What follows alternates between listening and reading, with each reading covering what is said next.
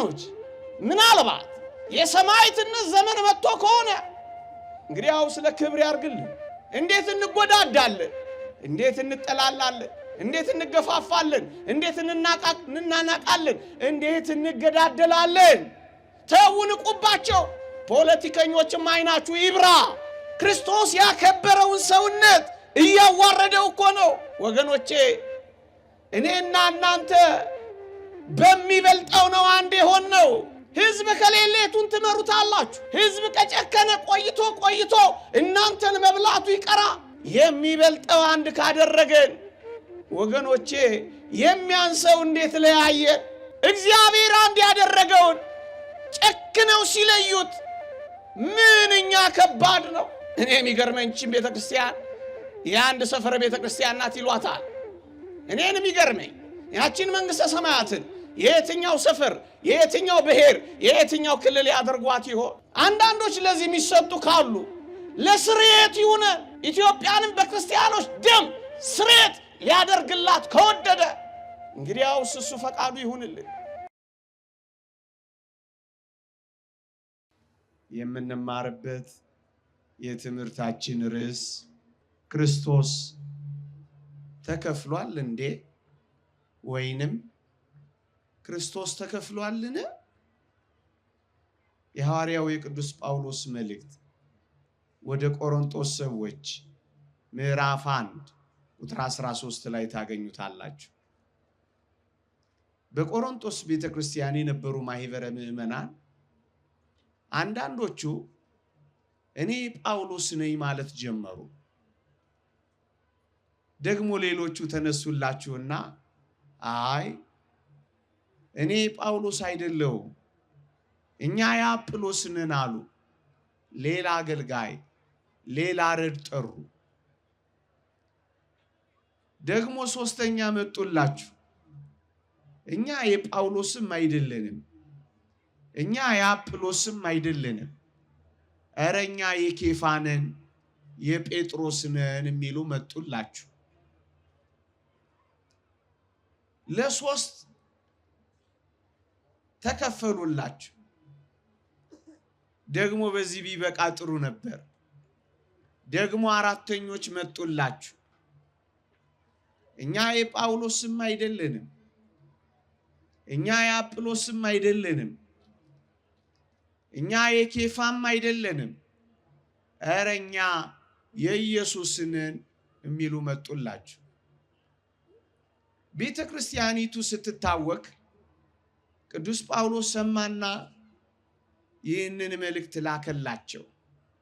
እናንተ በጳውሎስ ስም አመናችሁ እንዴ? እናንተ በእኛ ስም ተጠመቃችሁ እንዴ? ጳውሎስ ተከለ፣ አጵሎስ አጠጣ፣ እግዚአብሔር እኮ ነው የሚያሳድገው አላቸው።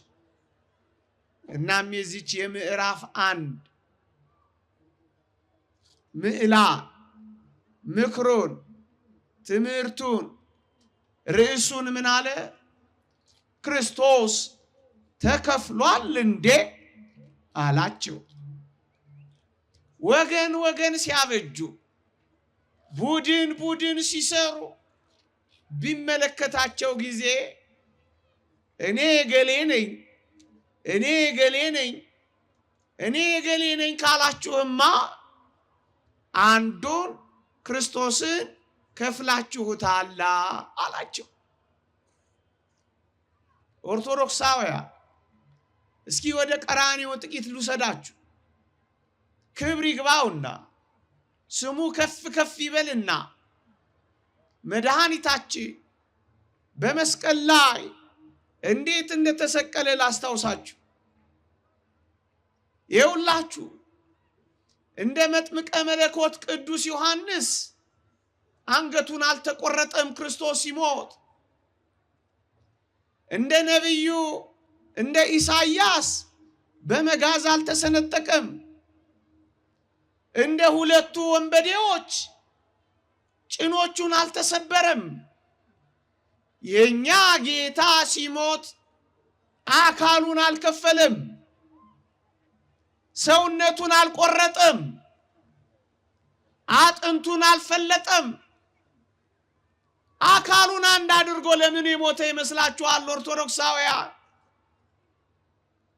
አካሉን አንድ አድርጎ የሞተው አካሉ የሆነች ቅድስት ቤተክርስቲያን ስለማትከፈል ነው።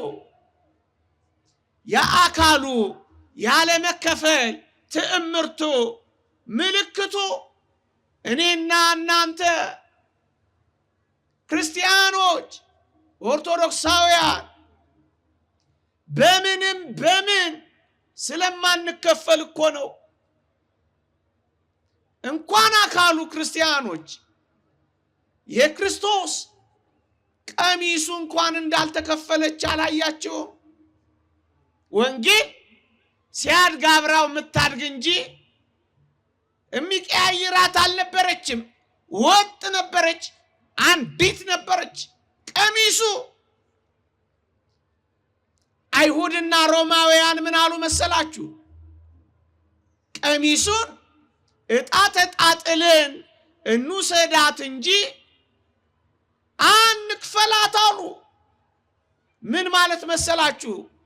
ቀሚሱ አልተቆረጠችም፣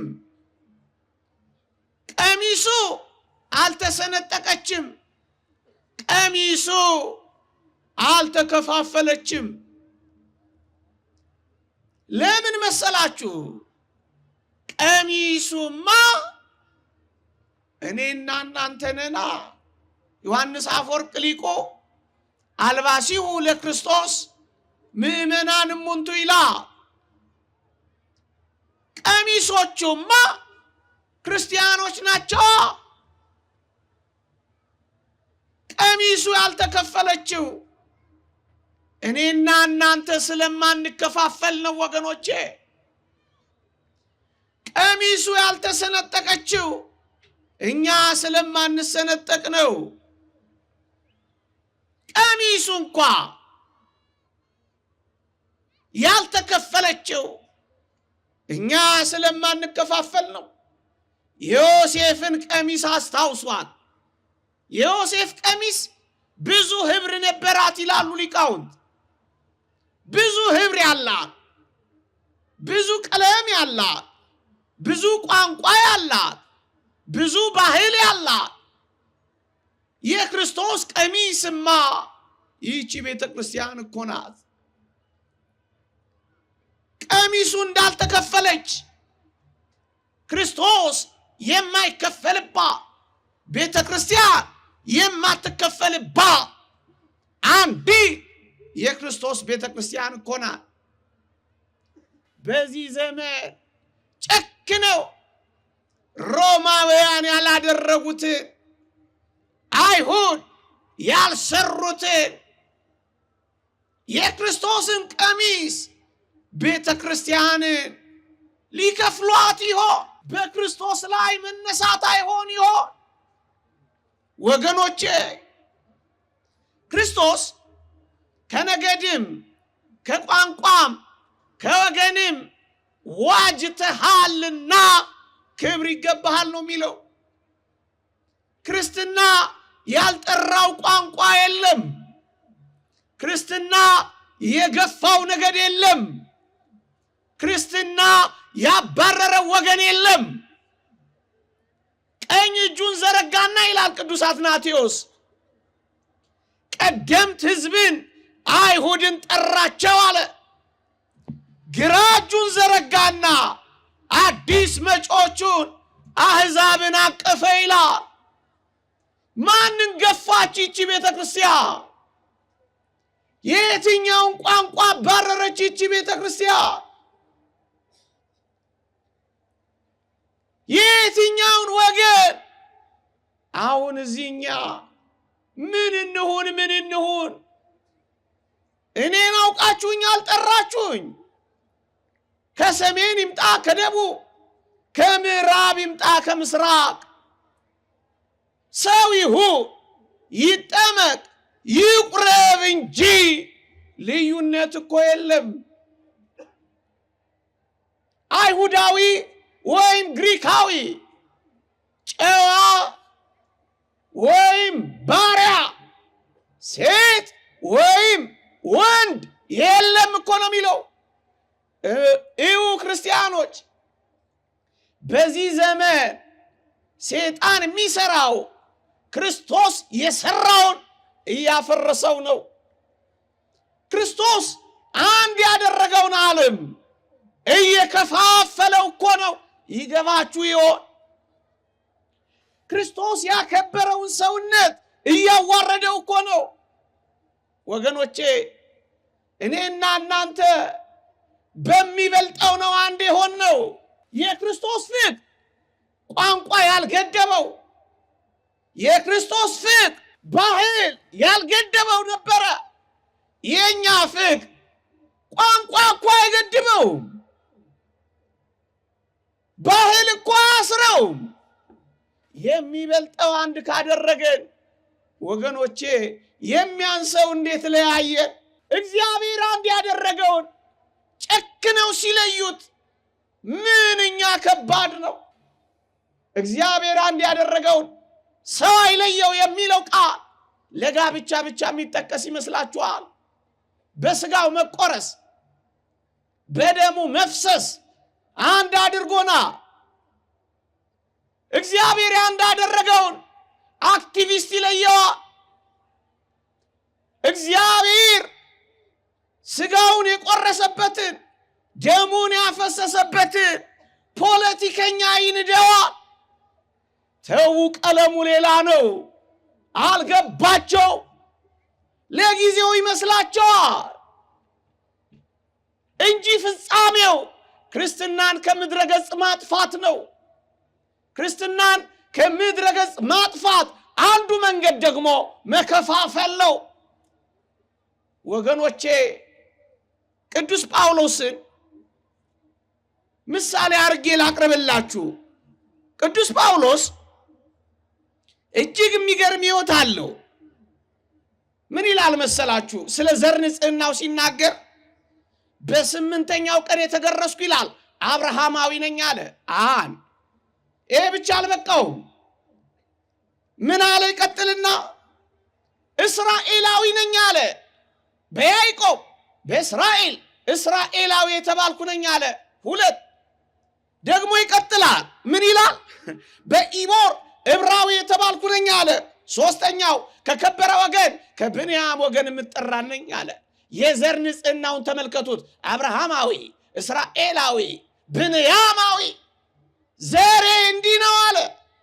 ከዛ ቀጠልና ደግሞ የዘር ንጽሕና ብቻ አይደለም ያለኝ አለ። ደግሞስ ስለ ሕግ ብትጠይቁ ያለ ነቀፋ ነበርኩ አለ። በኦሪት እየኖረ እንደ ወንጌል ጽድቅ የፈጸመ ታላቅ ሐዋርያ ነበረ። ይሄ ብቻ አይደለም፣ ስለ ቅናት ብትጠይቁ ደግሞ ፈሪሳዊ ነበርኩ አለ። ቅናት እያቃጠለው ክርስቲያኖችን ያሳድር ነበረ። እዩ፣ በዘር ንጽሕና አንድ፣ በኦሪት ሕግ ሁለት፣ ሶስተኛስ በቅናት ያበደ ነበር ጳውሎስ። ግን እንዲህ ሲል ሰማ ነው። ምን ይላል?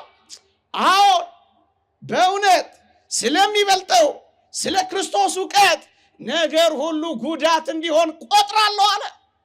አዎ ክርስቶስ ከሌለበት የዘር ንጽሕና ምንድን ነው አለ። ያለ ክርስቶሳዊነት አብርሃማዊነት ምንድን ነው? ያለ ክርስቶሳዊነት ብንያማዊነት ምንድን ነው? ያለ ክርስቶሳዊነት እስራኤላዊነት ምንድን ነው? ወገኖቼ በዚህ ዘመን ከሃይማኖቴ በላይ ብሔሬ፣ ከክርስቶስ ፍቅር በላይ ሰፈሬ የሚሉ ሰዎች አውከውና ምን እናርግ? ጳውሎስን ስሙት። ከሁሉ ስለሚበልጥ ስለ ጌታዬ እውቀት ነገር ሁሉ ጉዳት ነው አለ። ጉዳት፣ የዘር ንጽሕና ጉዳት ነው ክርስቶስ ከሌለበት።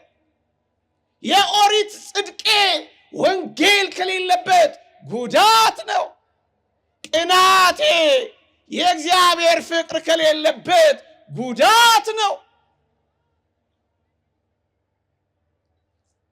ጉዳት ነው። እግዚአብሔር የሌለበት ክርስቶስ የሌለበት የዘር ንጽህናችን ምን አለው?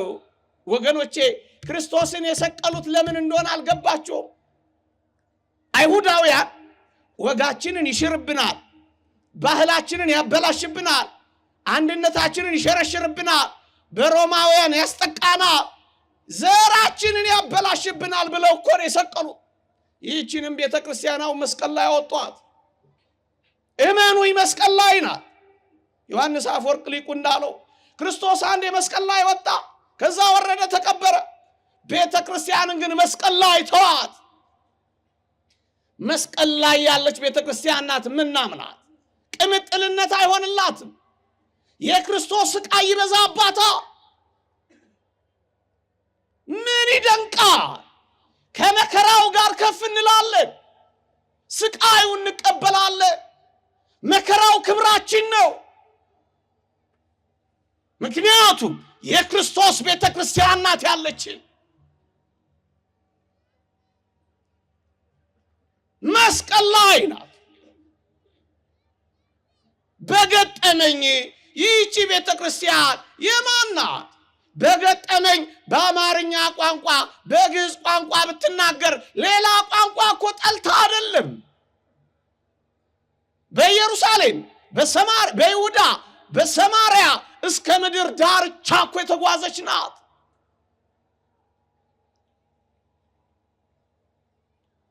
ይህችን ቤተክርስቲያን የሆነ ሰፈር ቤተክርስቲያን ሊያረጓት የሚሞክሩ እነ ጆን ማካርሲስ እኮ ናቸው።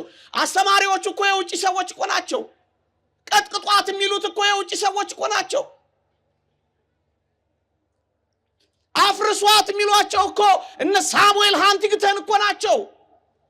ውጭ ተምረው መጥተው እኮ ነው የሚቀጠቅጧት። የኢትዮጵያን ስልጣኔ ከማፍረሳችሁ በፊት ኦርቶዶክስን አፍርሱ ብለው ያስተማሯቸው እኮ ውጮች እኮ ናቸው።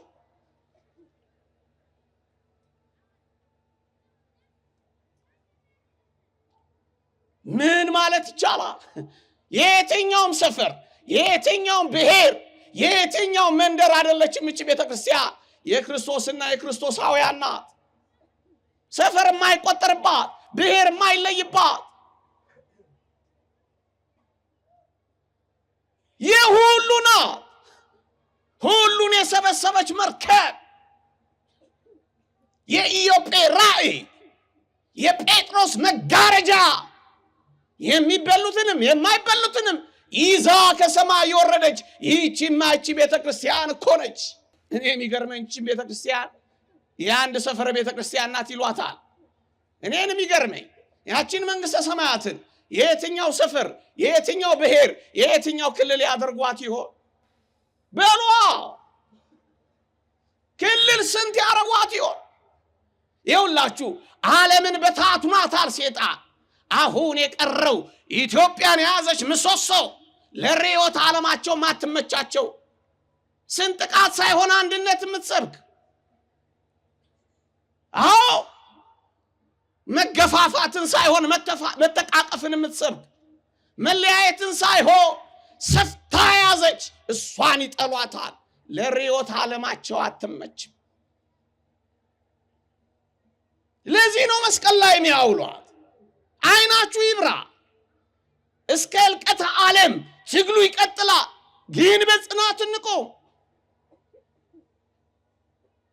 እንዴ የሚበልጠው አንድ ካደረገን የሚያንሰው እንዴት ለያየን? አዎ እኔና እናንተ አንድ ነን የምንለው ከአንድ ማህፀን ስለወጣንም አይደል? እሰይ ጥሩ ነው። ከአንድ ማህፀን ስለወጣን አንድ ነን ማለታችን ደግ ነው። እኔ ሌላ አንድ ማህፀን ላሳያችሁ። ሰሞኑን የዘመርነው ዮርዳኖስ የሚባል የጥምቀት ማህፀን አለን። የእናታችን ማህፀን ለዚህ ዓለም አስገኝቶናል። ዮርዳኖስ ማህፀን ግን ለሚመጣው ዓለም ወልዶናል። የሚበልጠው አንድነት አለን። አዎ ምናልባት ከአንድ ዘር ከአንድ አባት ስለተወለድን አንድ ዘር ነን ብለን ይሆናል። እሰይ ጥሩ ነው። እኔ ሌላ ዘር ላሳያችሁ። ከአብራከ መንፈስ ቅዱስ ይላሉ ሊቃውንት። መንፈስ ቅዱስ አንድ ያደረገን በሜሮን የታተምን። ከዚህ በላይ መክበር አለ? ከቋንቋ በላይ ነው ፍቅሩ። ከሰበር በላይ ነው ስራው። ምን ነው ጠበበባቸው እንዴ? አንድ ማዕድ ስለበላን አንድ እሸት ቀጥፈን እኮ ነው ያደግነው ምንል? አንድ እሸት የክርስቶስን ሥጋ ይቀጥፍ፣ አንድ ምንጭ ተራጭተን ያላችሁት፣ አንድ ውሃ ጥምቀት የተረጨ፣ ያኛው ለሥጋው ይድፍ፣ ይሄ ለሥጋም ለነፍስም መንጻ። የሚበልጠውን ያዛችሁ በሚያንሰው እንዴት ክርስቶስን ትከፍላላችሁ? የሚበልጠውን ይዘና አካባቢን ምክንያት በማድረግ ጎጠኞች እንዳንኖር፣ ቋንቋን ምክንያት በማድረግ ብሔርተኞች እንዳንኖር። ይህ የዓለም በሽታ ነው እኛ ጋር ቀስ በቀስ የገባው። ያልተነኩ 2 ቦታዎች ነበሩ። እነሱን ሰሞኑን ነኳቸው። መሬቱን በሰፈር አረጉት፣ ተውንላቸው። ታንኩን በሰፈር አረጉት፣ ተውንላቸው። ኳሱን በሰፈር አረጉት፣ ተውንላቸው።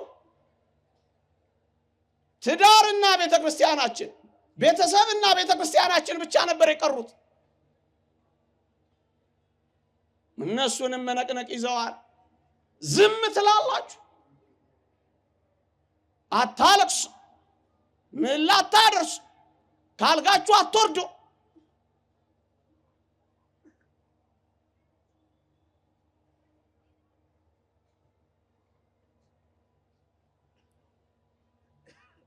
የምትከፈል ቤተክርስቲያን የለችንም። ቋንቋን ተጠቅማ አንድ የምታደርግ እንጂ ቋንቋን ተጠቅማ የምትለያይ ቤተክርስቲያን እኛ አይተን አናውቅም። አዎ አንድ ሥጋን ያደረገን መጽሐፍ ቅዱስ ይህንን ነው የሚለው። የተጠመቃችሁ ሁላችሁ አንድ ሥጋ ናችሁ ነው የሚለን። የተጠመቅን የቆረብን ወላይታ ይሁን ከምባታ፣ ሀዲያ ይሁን ሶማሊያ፣ ከማሻ ይሁን ሽናሻ፣ ቡርጂ ይሁን ጉጂ፣ አማራ ይሁን ትግራዋይ፣ የተጠመቅን ሁላችን አንድ ሥጋ ነን። ይኸው ስለ ጥቂት ነገሮች ብለው ባለማተቦቹ አይደል እዚህ አሁን የተጋደሉት። ማለት አንድ ላይ የሚቆሙት አይደል የተጋደሉት። በአንድ እርፈ መስቀል ይላል ወንድማችን፣ በአንድ እርፈ መስቀል የቆረቡት አይደል የተመታቱት። ምን ማለት እንደሆነ ይገባችኋል? እዛ ዩክሬንንና ሩሲያን ሲያፋጩ አይታያችሁም? ኦርቶዶክሳዊነትን የማጥፋት ዋና አጀንዳ ጽፈው ነው ያስቀመጡት። አንተ መጥፋት ትፈልጋለህ እንዴ?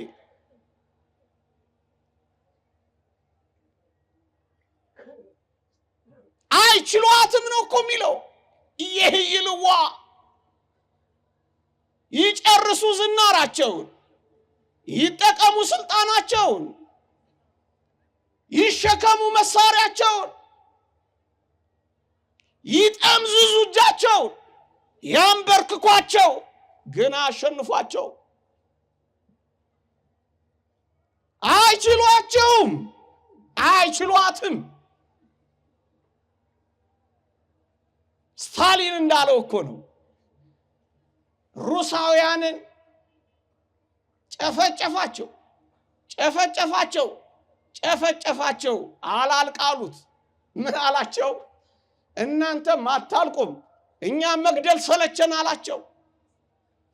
ክርስቲያኖች ምናልባት የሰማዕትነት ዘመን መጥቶ ከሆነ እንግዲህ ያው ስለ ክብር ያርግልን። አንዳንዶች ለዚህ የሚሰጡ ካሉ ለስርየት ይሁን። ኢትዮጵያንም በክርስቲያኖች ደም ስርየት ሊያደርግላት ከወደደ እንግዲህ ያው እሱ ፈቃዱ ይሁንልን።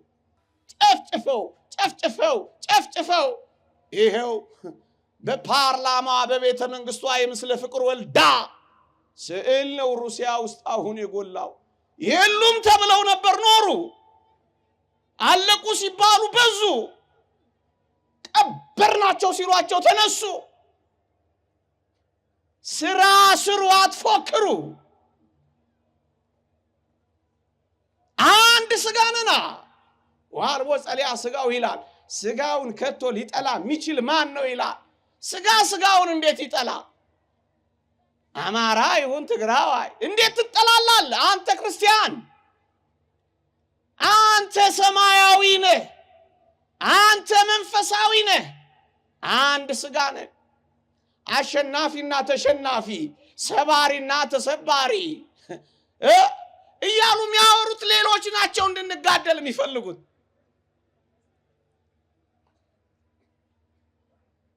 ይህ ርዕዮተ ዓለም ዓለምን የሚያጠፋ ርዕዮተ ዓለም ነው።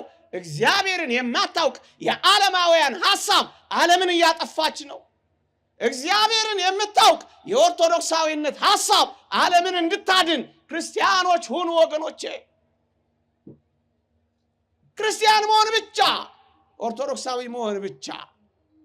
ባልንጀራ ካንተ ይልቅ እንዲሻል በትሕትና ቁጠር የሚለውን የጌታችንን ትምህርት ከፈጸምነው ዓለማውያን እናሸንፋቸዋለን። ርዕዮተ ዓለማቸው ድል እንነሳዋለን። አንድ ስጋ እኮ ነን ወገኖቼ፣ አንድ ስጋ። በአንዱ የክርስቶስ አካል በቤተ ክርስቲያን ውስጥ ያለን የተለያየ ብልቶች ነን፣ አንድ ስጋ ነን። እንዴት እንጎዳዳለን? እንዴት እንጠላላለን? እንዴት እንገፋፋለን? እንዴት እንናናቃለን? እንዴት እንገዳደላለን? ተው፣ ንቁባቸው። ፖለቲከኞችም አይናችሁ ይብራ። ህዝብ ከሌለ የቱን ትመሩታላችሁ? ህዝብ ከጨከነ ቆይቶ እናንተን መብላቱ ይቀራ። ክፋታችሁ አይብዛ። ጉልበተኛነታችሁ በልክ ይሁን። ከፍጻሜው ጀምራችሁ አስቡት። ማን ያልተዋረደ አለ? ሁሉንም እግዚአብሔር አዋርዷል። አይሁድ ናቸው፣ እንግዲያውስ በዝርወት በትኗቸዋል። ኔሮን ቄሳር ነው፣ ራሱን በራሱ አጥፍቷል። አሪዮስ ነው፣ አንጀቱ ተዘርግፎ ሞቷል። ቄሳር ዳኪዮስ ነው፣ ለክርስቲያኖች የከለከለውን መቃብር አጥቶ ወፎች በልተውት ሞቷል። ቫሌሪያን ነው፣ ቆዳው ተገፎ ጣዖት ቤት ተሰቅሏል። ፈርዖን ነው፣ በውሃ ውስጥ ሰጥሟል። እመኑኝ እናንተም ትሰጥማላችሁ። እግዚአብሔር መጋደል ተዉ። ከሰሪው ጋር አትታገሉ በሏቸው። ከሰሪው ጋር የሚታገሉ ይወድቃሉ፣ ይደቃሉ። አዎ ይደቃሉ። አንድ ስጋ ስለሆነ አይደል እንዴ ገብረ መንፈስ ቅዱስ የምንለው? ገብረ መንፈስ ቅዱስ የቢሸፍቱ ሰው መስሎን ነው እንዴ? አርሴማ የምንለው ከዚያ የመጣች እኮ ናት። ካርመ በሮም ኢምፓየር መከራ የተቀበለች የክርስቶስ እኮ ሙሽሪት ናት። ዘር ሳንለይ፣ ነገድ ሳንለይ፣ ሰፈር ሳንቆጥር፣ ብሔር ሳንደረድር አርሴማ ምንል ኮነንኛ እንጂ የስሪንቃ መስላ ነው እንዴ? አረጋዊ ሲባል እዚህ የደብረ ዳሞ መስሎ ነው። ተው ክርስቲያኖች፣ እኛ ሰፊዎች ነን። ልባችን ሰፊ ነው። መንገዳችን ፍቅር ነው። ማንንም አንጠላም፣ ማንንም አናባረርም፣ ማንንም ደግሞ አንንቅም። አዎ መጽሐፍ ቅዱስ ግልጽ ቃል ይናገራል። የከበረ ዘር ማን ነው ይላል። የከበረ ዘር ማን ነው ይልና እግዚአብሔርን የሚፈሩ ሰዎች ዘር አይደለምን? እግዚአብሔርን ከፈራ ነው የከበርክ ዘር የምትሆነው። መሳሪያ ስላለ፣ ለመሬት ስላለ፣ ዕውቀት ስላለ፣ ምላስ ስላለ፣ ማዕድን ስላለ የከበርን አንሆንም። እግዚአብሔር ብቻ ሁሉም ነገር ነው። ክርስቶስ ተከፍሏል እንዴ? እባካችሁ ጸልዩ፣ እባካችሁ አልቅሱ፣ እባካችሁ የቻላችሁ ደረታችሁን ድቁ፣ እባካችሁ ጾሙ፣ እባካችሁ የምትችሉ ካልጋችሁ ወርዳችሁ አልቅሱ። አንዳንዶችን ወደ ልባቸው እንዲመለስ፣ አንዳንዶች ከእብደታቸው እንዲነቁ፣ አንዳንዶች ለአንዳንዶች መጠቀሚያ እንዳይሆኑ ለነሱ ወዮላቸው። ክርስቶስ ተከፍሏል እንዴ? ይቆየን። የእግዚአብሔር ቸርነት፣ የእመቤታችን አማላጅነት፣ የቅዱሳን በረከት ረድኤት ከሁላችን ጋር ይሁን። እግዚአብሔር በሃይማኖት በምግባር ያጽና፣ የቤተ ክርስቲያንን አንድነት ይጠብቅልን። እግዚአብሔር ለአሳዳጆቿ እግዚአብሔር ልብ ይስጥልን። አጽራረ ቤተ ክርስቲያን ያስታድስልን። አሜን።